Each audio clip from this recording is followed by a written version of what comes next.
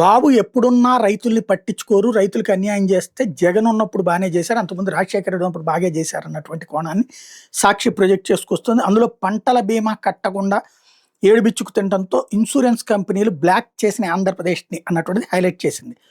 వైఎస్ఆర్‌సీపీ హయాంలో 5 ఏళ్ల పాటు పైసా కూడా భారం పడకుండా రైతులకు అండగా నిలిచిన ఉచిత పంటల బీమా పథకాన్ని చంద్రబాబు సర్కార్ అధికార పగ్గాలు చేపట్టగానే అటకెక్కించేసింది.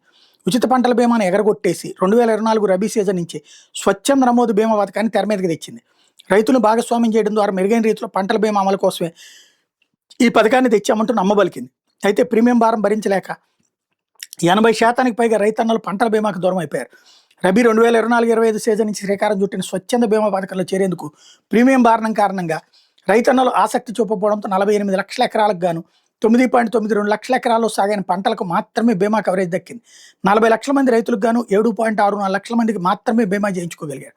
ఈ ఖరీఫ్ 2025 సీజన్లో దాదాపు 72.9 లక్షల ఎకరాల్లో పంటలు సాగవుగా 19.58 లక్షల ఎకరాలకే బీమా కవరేజ్ లభించింది. దాదాపు 50 లక్షల మంది రైతులు పంటలు సాగు చేయగా కేవలం 19.4 లక్షల మంది మాత్రమే పంటలకు బీమా ప్రీమియం చెల్లించగలిగారు.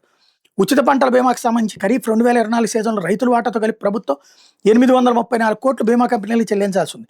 ఇక స్వచ్ఛంద బీమా అమల్లోకి వచ్చిన తర్వాత ప్రభుత్వ వాటా కింద రబీ 2024 సీజన్లో 88.07 కోట్లు, ఖరీఫ్ 2025 సీజన్లో 172 కోట్లు చెల్లించాలి. అంతేకాదు 23-24 వ్యవసాయ సీజన్కి సంబంధించి జూన్ 2024 తర్వాత చెల్లించాల్సిన 1324 కోట్ల ప్రీమియం బకాయిలు చంద్రబాబు సర్కార్ ఎగనామం పెట్టింది. ప్రభుత్వ వాటా ప్రీమియం డబ్బులు చెల్లించకపోవడంతో రైతులకు పరిహారం దక్కని పరిస్థితి నెలకొంది. చంద్రబాబు ప్రభుత్వం గద్దెనెక్కింది మొదలు ప్రతి సీజన్లోనూ కరువు కాటకాలు, మద్దతు ధరలు లేకపోవడంతో రైతులు తీవ్రంగా నష్టపోయారు. ఓవైపు వర్షాభావ పరిస్థితులు, మరోవైపు అకాల వర్షాలు, ముంచెత్తిన వరదలతో పంటలు దెబ్బతిన్నాయి. అదే ఉచిత పంటల బీమా పథకం అమల్లో ఉంటే సకాలంలో చంద్రబాబు ప్రభుత్వం చెల్లించాల్సిన ప్రీమియం వాటా కట్టి ఉంటే 23-24-25 వ్యవసాయ సీజన్లకు సంబంధించి కనీసం 3,500 కోట్లకు పైగా బీమా పరిహారం అన్నదాతలకు అందుండేది. చంద్రబాబు ప్రభుత్వం ప్రీమియం బకాయిలు చెల్లించిన కారణంగా ప్రస్తుతం రబీ సీజన్లో కనీసం బిడ్డింగ్లో పాల్గొనేందుకు కూడా ఇన్సూరెన్స్ కంపెనీలు ముందుకు రాలేదు. ఏపీలో తాము ఫసల్ బీమాలో చేరబోమని తెగేసి చెప్పాయి. ఒక విధంగా చెప్పాలంటే ఏపీని పూర్తిగా బ్లాక్ లిస్ట్లో పెట్టేశాయని పేర్కొంటున్నారు.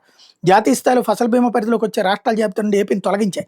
దీంతో ప్రస్తుత రబీ సీజన్లో కనీసం పోర్టల్ కూడా తెరవలేదు. చంద్రబాబు సర్కార్ నిర్వాహకాల ఫలితంగా రుణాలు పొందిన రైతులే కాదు, రుణాలు తీసుకునే వాళ్ళు కూడా పంటలకు ప్రీమియం చెల్లించేందుకు అవకాశం లేకపోయింది.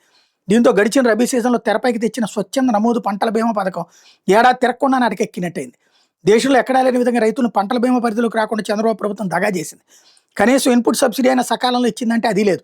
19 నెలల్లో కరువు బకాయిలతో సహా 1,100 కోట్లకు పైగా ఎగనామం పెట్టిందంటూ 14-19 అప్పుడు ఆయన దిగిపోయే టైంకి 6.2 లక్షల రైతులకి బీమా కేవలం 715 కోట్లు కడితే 19-20 మధ్యన 9.48 లక్షల మందికి రైతులకి 1,252 కోట్లు జగన్ వచ్చాక కట్టినట్టు, 2021లో 13 లక్షల రైతులకి 1,739, 21-22లో 15.61 లక్షల రైతులు 2,977, 22-23లో 10.26 లక్షల రైతులకి 1,117 కోట్ల రూపాయలు కట్టామన్నటువంటిది వైఎస్ఆర్ కాంగ్రెస్ పార్టీ పత్రిక అయినట్టు సాక్షి రాసుకొస్తుంది.